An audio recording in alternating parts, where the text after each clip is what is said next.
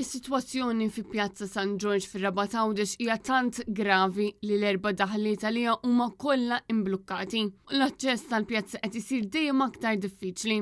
Il-pjazza li kienet ġiet pedonali sabiex titgawda min-nies spiċċat maħnuqa bl-imwejjed, siġġijiet u tinet. Kienet din ir-raġuni għaliex il-parroċċa ta' San George flimkien ma' għaqdiet kulturali, attivisti u residenti ingħaqdu flimkien bajta waħda kontra t-teħid tal-ispazju pubbliku. Hekk kif din is-sitwazzjoni qed tqanqal ir-rabja fin-nies għax hija xempju ta' kif l-interessi kummerċjali tħallew jieħdu priorità assoluta fuq l-interessi tan-nies u tal-komunità. Waqt din il-konferenza tal-aħbarijiet li għaliha attendew numru sabiħ ta' residenti, l-Arċipriet tal-Bażilika ta' San George, Father Joseph Kurmi, spjega li Pjazza San George spiċċat maħnuqa għal kollox.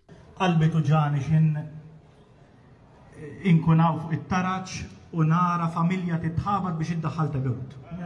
Ma m'hemmx fejn tasal iżjed.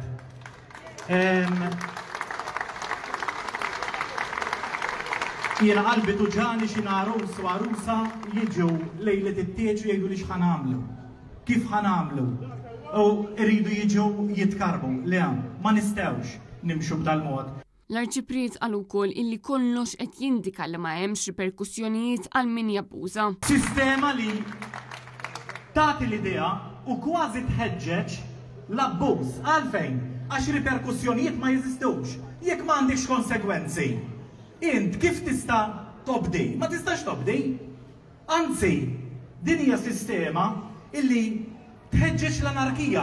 Il-moviment graffiti saħaq illi dak li qed jiġri fi Pjazza San George huwa sintomatiku tan-nuqqas totali ta' bilanċ bejn il-kummerċ u l-poplu. Preżenti għal din il-konferenza kien hemm ukoll għadd ta' kunsilliera li għadhom kemm ġew eletti fil-Kunsilli Lokali tar-Rabat, membri tal-parroċċa ta' San George u residenti li l-koll jinsabu imxebbajn għal din is-sitwazzjoni.